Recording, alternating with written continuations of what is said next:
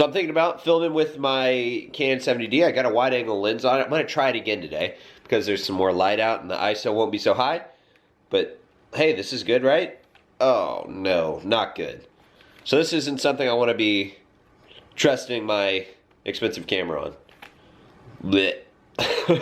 What's up, guys? Filming upside down today. Not gonna do that. So obviously I'm gonna need a new tripod, and I'm on Best Buy or Google search looking for one, and Best Buy has one. But this is why I don't like Best Buy anymore. You go on here, $80. Amazon, it's like $50. And you can take your Amazon ad in and make them price match, if you guys don't know that. So technically it's like Amazon Prime getting it the same day. So you get the same price and you can go get it on the same day. Because with Amazon Prime, if you order before noon and you spend a little extra money, you can get it the next day. This is another alternative if Best Buy has it and it's a little bit more money. Pro tip.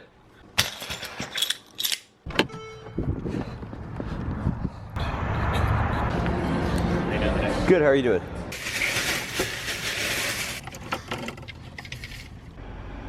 Krispy Kreme or go home? Huh. Yes, and it smells awesome.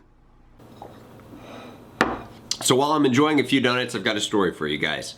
So last video I asked you if you'd be interested in a physical cookbook. There was a reason for that, and I did want to release one last year in 2015. I did say that at one point, but there's a reason why it never came out. I never told you guys. I always just kind of kept it to myself, saying what if, but why not tell you guys? And I've actually recorded myself telling you this story a few times, but it's never made into the video. So at the end of 2014, I started doing research, like what do I need to do to get my ebook into looking like a book? And I found a company. I paid them some money, gave them a down payment. It wasn't cheap exactly. It was quite a bit of money because they were going to do everything. Format it, redesign it, getting it look like a book, print it up, and then get me some copies. And that's awesome. So I paid them money. 3 weeks later, I'm not even kidding, 3 weeks later, I got an email from a major bookstore like, hey, we would be interested in having your book in our store. And I was like, wow, that is awesome. That's my dream. So those first guys that I paid, I just kind of like backed off a little bit and was like, I'm gonna try this first because if this works out, that would be much cooler. And we're going back and forth every couple weeks, and there's a lot of approvals that go into getting a book in a store. So like you've got the marketing, you've got buyers, you've got designers, you've got editors, and it's just like approved, approved, approved, approved. And I was getting updates every few weeks. 4 months into it, still getting updates. Everything's going good, Michael, and I'm like, wow, this could really happen. And then June comes around, don't really hear back. So I'm like, hey, have you guys like got any updates for me? And they're like, yeah, sorry, it's a long process. Like we told you, we'll get back to you. And I'm like, oh, okay, that's fine. I totally understand. We go a couple weeks later, don't hear back. I decide to call him, don't hear back, don't hear back, don't hear back. And then in September, I think, I finally just called and was like, look, I haven't heard back from you guys in a few months. If you're interested, that's great. If not, just let me know. And I never got a response. I would have really appreciated a courtesy call just to be like, hey, thanks so much for your time, but we're not interested. So I basically wasted that whole year waiting for something to happen instead of just going and making it happen myself. And that's kind of a lesson I learned. You can't really wait on someone else to do things. I had the capability and I already paid people to do it last year, and I could have already had a physical copy of the cookbook, but you just learn as you go along. I'm learning as I go along with all of this. So moral of the story, don't wait on things to happen. Make them happen yourself. We're good here. Pre-workout mixed, and we're off to the gym.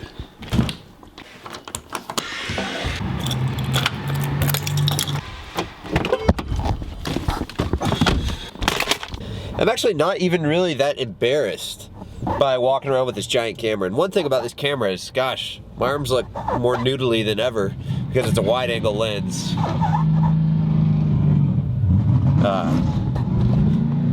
That truck, I hope you guys could hear that on this nice mic. It's just shooting out some black smoke. We're at the gym. Really, really like Bryson Tiller. Sun is shining, but I am freezing.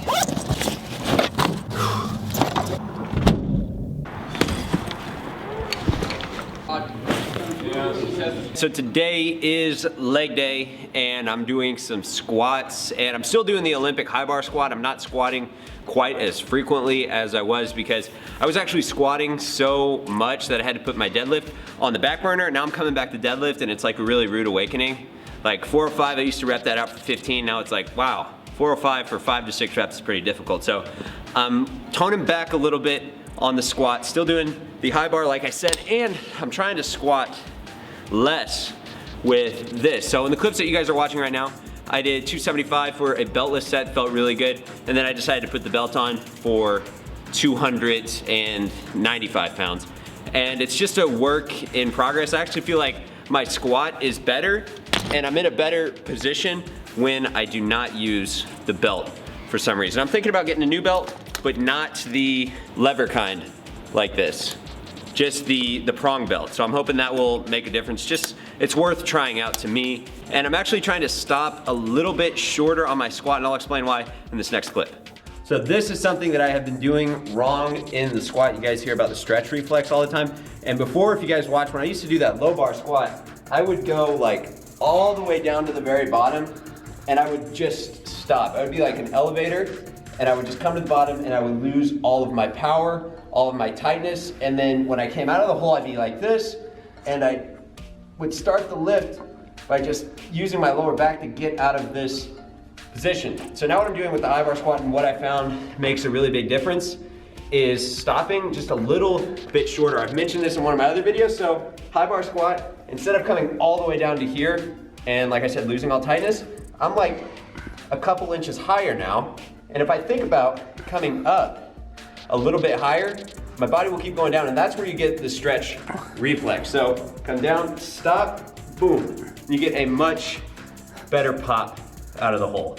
Just something that I've been playing around with. But once you find the sticking point where you need to go up, you'll really feel the power out of the hole. All right guys, so moving along with the workout, we are going to move on to some stiff-legged deadlifts. And with these, something else that I've been doing lately, I think I saw this in an Omar video, so you gotta give credit where credit is due, to put a little plate under your toes and then start the stiff-legged deadlift, and that gives you greater range of motion, and you can push over your heel and get a much better stretch in the hamstring. That's pretty much it for the workout. After this, we're gonna finish up some accessory stuff, so probably do some leg extensions because I'm a bodybuilding bro, and then move on to some standing calf raises. And something with the standing calf raise, something with calves in general, is at the bottom, pause for like 3 seconds or so, because you see everyone always doing calves and it's just bouncing out of the bottom. But if you go down, pause for 3 seconds, and then come up and pause for 3 seconds, your calves